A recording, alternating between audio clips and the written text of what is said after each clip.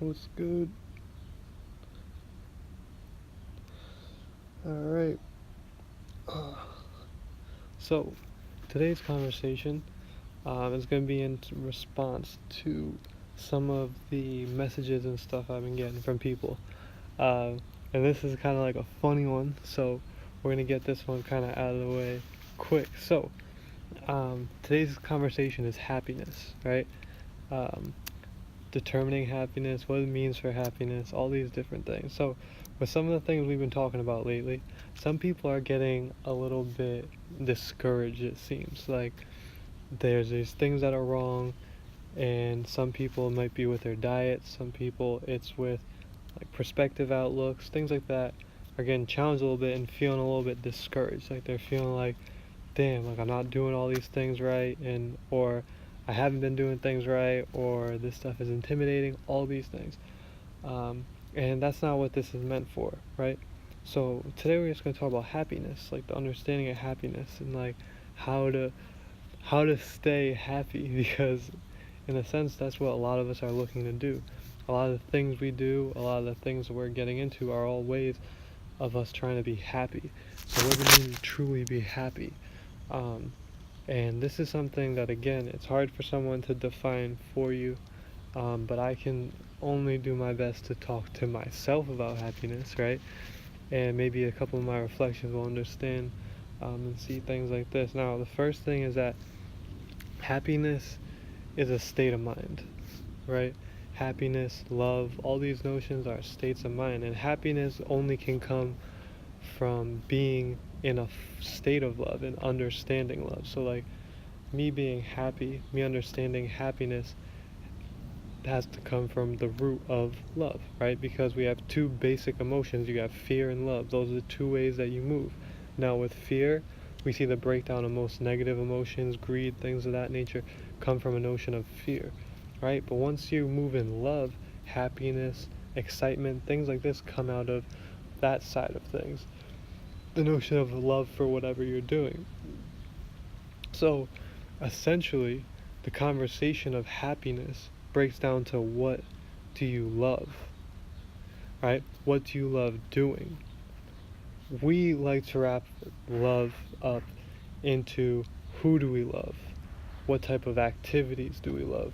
These type of notions, right? And when I'm speaking of love, I'm talking about holistically the love of yourself. Now, once I love myself, I'm always going to be happy, right? Because once I move in that sense and I understand what it takes to love me, I have to first know myself. And these are the tricks, right? One of the first tricks for me to help me start to understand this notion, help me start to love myself, was astrology. Um, Astrology was a huge step to me to start to understand myself because yeah, diet is a huge thing, like understanding eating. Once you're eating the good foods, you find that your mood doesn't fluctuate as much. You find that you find your base. So like diet is good, and getting like pure with your diet, as pure as you can, is good for helping to establish your base. Now once you get to your base, you can understand like your general emotions, right?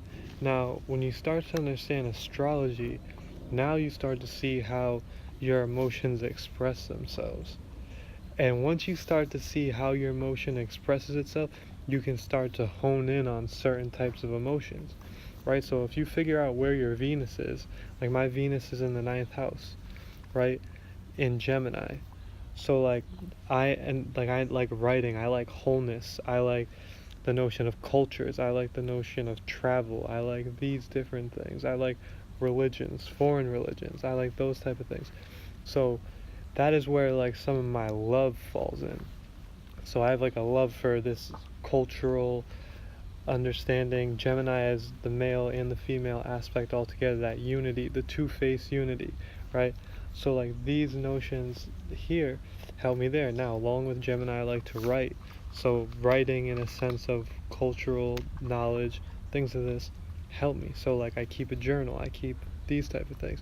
These things help me find my happiness, right? Find that love, acquire that love. Now, with all different people, we have different sects of things that break us apart, right? We have certain things that might make someone else happy, might make me happy. Those things are things that you need to key in on. What are the things that you do for free, right? What are the things that you do for free every day if you could? If you could go out and you'd had one job, right? And you could do it for free, what would it be? And once you start to think like that, once you start to understand what that is, then the movement around it becomes so much more amazing, right? It becomes so much more powerful. Because once you start moving in love, happiness always follows. And the problem is that we don't understand and establish love first, because we always search for love externally. Again, one of these big chats that we constantly are having is this the external turn of internal things. Like, why is it that we look for God outside of us when we have this higher self within us, this higher knowing all the time, as opposed to a lower knowing, right? Whenever you're about to do something bad, you always know it's bad because there's always a voice in your head that tells you to do the opposite. We're cut off from that, so we have to externalize everything. We look for all these people outside of us to do things for us, right? Just like we have these problems with the medical industry and stuff now. We're looking for people to help us, even though we're the ones who put us in this problem, right? We eat our way into most sicknesses and disease, right? And instead of eating our way out of them, we just sit inside of what we're doing. We look for an external savior to tell us about the things that we're doing, right? But these are all movements and moving, right, within a certain knowledge base. This is all moving within a certain capacity of consciousness, because if I'm conscious and aware of myself and I can love myself, the beauty just starts to fall into place after that. You start to become like a supreme being, and that's like what we're all moving towards. That's the notion of elevating in consciousness. If you're doing all this and you're spending time and you're putting your attention into it, you're trying to elevate yourself, and you can only do that from love. The only things that ever stop you from moving to positive places are negative things, right? So like disrespect of anything, right? I'm never gonna get a raise in a job if I'm always late and doing these things that disrespect the job, right? So I'm never gonna raise my consciousness, I'm never gonna raise my being if I'm always doing things that are going against and being neglectful of the notion of my being, of the notion of my supremeness and my health. So I can never be healthy if I do things that leave me in a lack of health.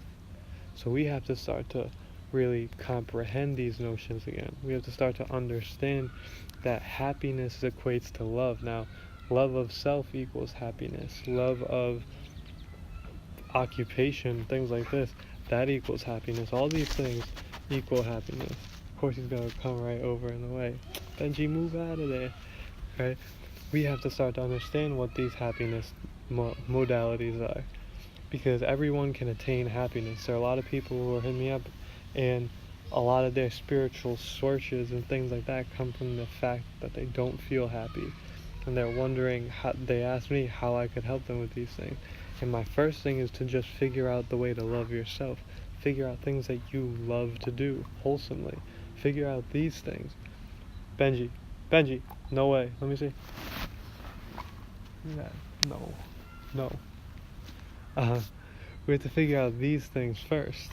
Once we can figure out these things, then no, you don't get that. Once we figure out these different things, then we can start to understand who we are, right? Because it all starts from moving in love. Once I get myself to register to love, everything that comes after that will be happiness. So that's where we're at when we talk about diet. Because once I diet right, I'm cutting off certain hormones, I'm cutting off certain things that are agitating my personality, things like this, I become into a restful state. Now, once I'm in a restful state, I'm in that homeostasis, that balance. Now I can find the things that I love and the things that I don't. That's why I say getting that astrological chart is a key. It's a major key, right? Go to tarot.com. There's a link on my Facebook for a free one, right? Anyone else, if you guys need help, I have enough of a knowledge where I can give you guys the basics, right? I can do your basic chart for you. So if you need help with that, let me know. Because that will at least give you a fundamental notion of where you're at, where your personality is, what are some of the things that you pull out. And the notion of astrology and things of this nature is that once you are reading these things, once you're reading these reports on yourself, you'll start to draw out your personality within it. And once you start to draw your personality out within it, you start to understand who you are. And once you do that, you can give back to the world, right? That's how you can make this huge change. You make the change by first understanding that you need to make a change, because we all need to make a change. We all need to make changes. Every single person has changes and things that they need to make, right? That's why we're always trying to level up. Everyone's always trying to level up. They're always trying to start something. We're always trying to do something, learn new tricks. We always are trying to learn and acquire and gain new things. Now, my challenge to people is to look to acquire and gain things that are of yourself, that are of here, attainment of this higher notion of being, right? Because we're all attaining material things. Everyone has the newest iPhone, everyone has new cars, everyone has new clothes, all these different things, but not a lot of us have these new frames of reference. Not a lot of us have these new ideological understandings, right? A lot of us are all thinking in these old systems. We have to start to elevate past these things, and part of it is starting to understand who you are, where you're at, what your diet means, what your body does, how to react to certain things, because a lot of us haven't got to a point where we stripped ourselves away from things and then rebuilt ourselves to start to understand what things affect us negatively and positively. We just are at a point now, some of us, where there's just so much going on around us that we can't even decipher what's this and that, right? Like, I had a conversation with someone this weekend, and we were talking about eating and stuff, and they're talking about the itis, and I was like, bro, if you get tired after you eat a full meal, right? You're sleepy. Your food's eating you, right? Your food's supposed to be energy, so when that shit hits your body, you're supposed to be able to get up and keep going. You're not supposed to be slumped back from eating, because that means that your body is taking forever to digest itself, right? We have to remember these certain notions of chemistry. We have to remember these things we learned in school, right? Your stomach is nothing but chemistry. Your body is nothing but chemistry. So when we talk about the mixing of acids and the mixing of food, that's why I put the food combination chart up here. Because your stomach is creating acids to offset these foods. So if I'm not eating a good combination, my acids in my stomach might neutralize. Once my stomach acids, I start to get lackluster, right? Then I get I get sick. I'm not digesting properly. I get bloated. I get constipation. All these different things because my food's not being able to digest properly. Right? So we have to start to get these notions and knock them down, because once we start showing our body we understand it, it starts giving us things that we need. We're better able to do things within our life, right? And that's all I'm here to do, is to give you some of these tips, some of this knowledge that I've acquired along this path, because I've been doing this for a bit and I've acquired some good knowledge, acquired some good things. I've learned how to love myself organically, right? When I say love myself organically, I love myself for what I am. A lot of people saw me when I was eating mad food, lifting, doing all this stuff to change my body. This is more like where I'm at, like, right? Like, this is where I'd be at naturally, just eating organic. That's what my body would kind of look like, right? For some people it's scary. For me, it's just like lit. Fuck it. I wake up, I go to sleep, I do my thing. Now, it's hard for people to understand that. It's hard for people to understand certain things with themselves, like what's normal, what's not normal, right? And the only way to understand normal is to get an understand of what it means to detox, what it means to abstain. You have to abstain from a lot of things, right? Abstaining from sex, abstaining from drugs, abstaining from all these. Once you start to abstain, you start to see where your body naturally resides. And once I see where my body naturally resides at base level, then I can start to move in different ways. But if I have never really established base, right? If I've never really been able to wake up like a few days in a row and feel the same way, right? Not feel real tired, not feel super energized, just feel level. Like, okay, this is normalcy. Once I can understand what normalcy is, then I can figure out where to move next. Then I can really understand happiness. Right? Then I can start to understand happiness, how to deal with sadness, what brings sadness into my life, what are people that cue sadness and these emotions. You'll start to realize that once you start to establish normalcy. And that just takes it from abstaining, like, because you got to be low key, you got to stay away from certain things, because there's a lot of things that are around. There's a lot of environmental factors that people don't even acknowledge, right? There's certain people that could come into your life that every time you're around them, you get feel down, you get brought down a lot, right? Those people got to be abstained from for a bit so you can get your energy back. And once you get your energy back, boom, then you can start moving in a way that's positive and good towards everyone, right? Because when you're moving positive, your reality is positive, everything's positive, right? Because you are the creator of your reality, right? We're all fragments of God. Like, God is in all of us, right? But I am a God of my personal reality, of the things that are around me, I am in control of, right? I'm in control of the people I see, I'm in control of the food that I eat, I'm controlled about the things that I do. All right, a lot of us live a life where we're not in control of that. We don't feel that sense of control. We feel like we have this urge to always do this, I have an urge to do this, I have an urge to do that, but I never feel like I could just not. And that's the beauty of control. That's when you start to really understand happiness. Because, like, control, every human is dying for control in a sense. You're dying for control of your environment. Now, there's a sense where you do not have control. You have to understand that in the grand scheme of things, there's a lot that you don't have control of. However, that's why it makes it so imperative that within the life that you can control, you start to define how to control it properly, how to live that happy life, how to move forward in love and truth, because that's the real movement. The real movement is that moving forward in love, right? I wasn't shit until I could figure out I was everything. And then once I can figure out I was everything, now it's time to understand what I am everything means. I am the grass. I am literally the dog that's around here. But I am me and I am you, right? Because we all share genetic makeup, right? We all share this cell, right? The earth, right? We share these trees, we share this oxygen, we're all sharing, right? We look at nature's sharing. Look at how nature reacts and see how, like, why is it that there's really not that much anger and angst in nature? We just watch these documentaries that show us the worst times in nature all the time to scare us. But if you go out in nature most of the time, it's so quiet, it's so peaceful.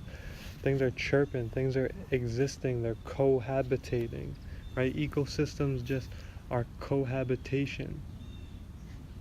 So how does that work? Where do you fit within that? Where do we fit within that? This is real, right? The world is a real place. It's loving. This environment is a loving environment once you get around the right people. The problem is that a lot of us are in the wrong environment searching for the right thing.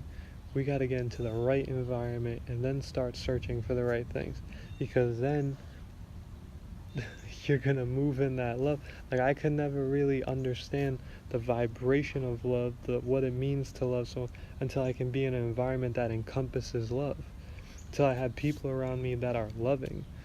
And some of us have a problem with just that. We have to define our environment. We still haven't stepped back and defined the people. We haven't defined the environment, so we can understand what this all means. You're gonna stand right there and put your ding right, put your penis right in the camera. This guy. But with that being said, today was just a quick wrap up for my people. Right? Happiness comes from love. Right? Happiness comes from love. That's the one thing you gotta remember. So once I figure out how to be in love, in the state of love, right? And that's loving my body, that's loving myself, that's loving my face, that's loving all these things. Because we're doing things right now to help us love ourselves, but in that sometimes we're denouncing ourselves. Like, if I'm looking at my body and I think there's always so much I have to do aside from eat healthy and do the right thing in order to love myself, right? Then I'm saying that there's something wrong with me, right? If I'm putting on makeup to make up for what I look like, then that means that there's a part of me that's not okay with what I look like. That's not, like, okay with the fact that I might go out and someone see me, because realistically, I'm just growing this shit out. I'm doing my thing. If you don't love me for what you see, then I don't want you. Then I'm not attracting the right person. When I attract the right person, I know, because they'll just accept it. They'll love whatever this is. Same thing should be for everyone.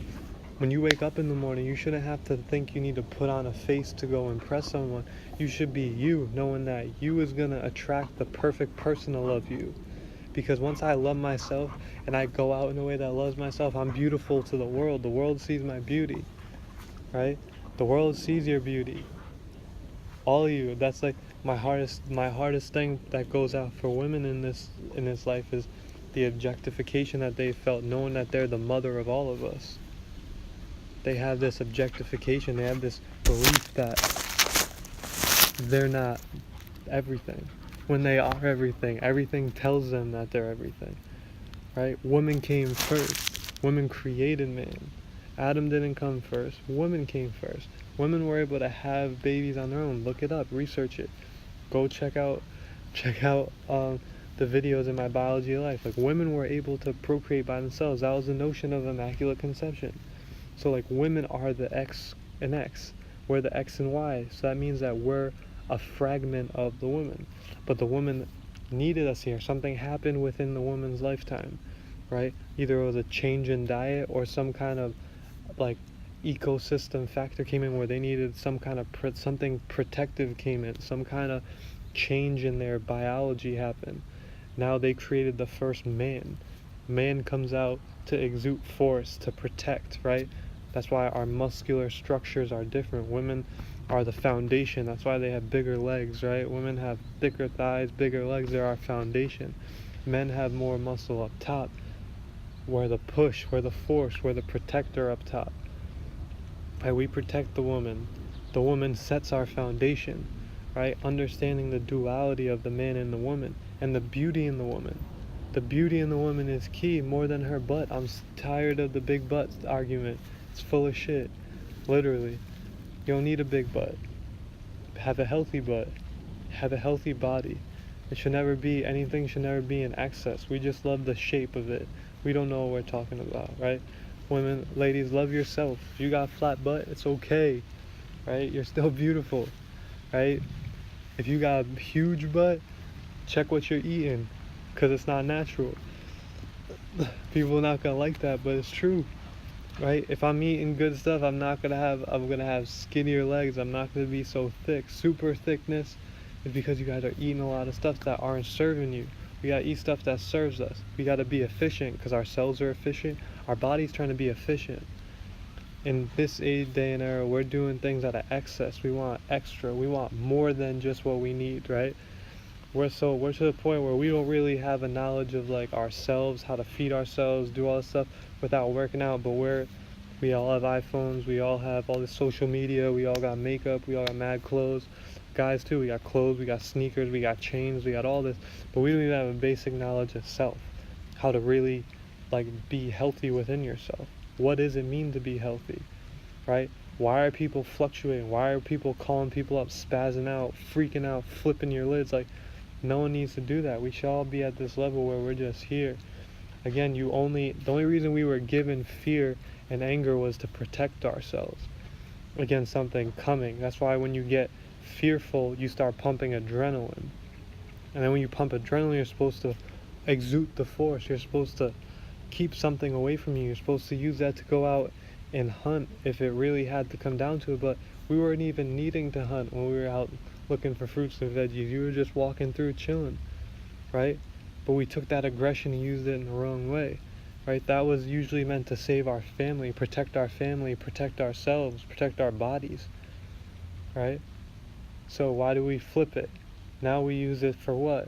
We get angry, we use that fear, we're afraid of everything, right? When we were kids, we used to climb trees all the way to the top, right?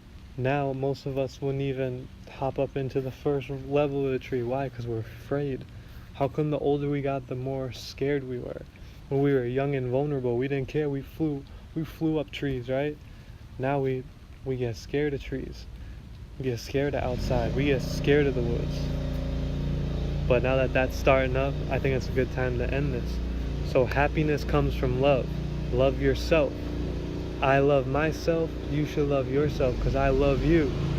Peace, reflections. Have a great day.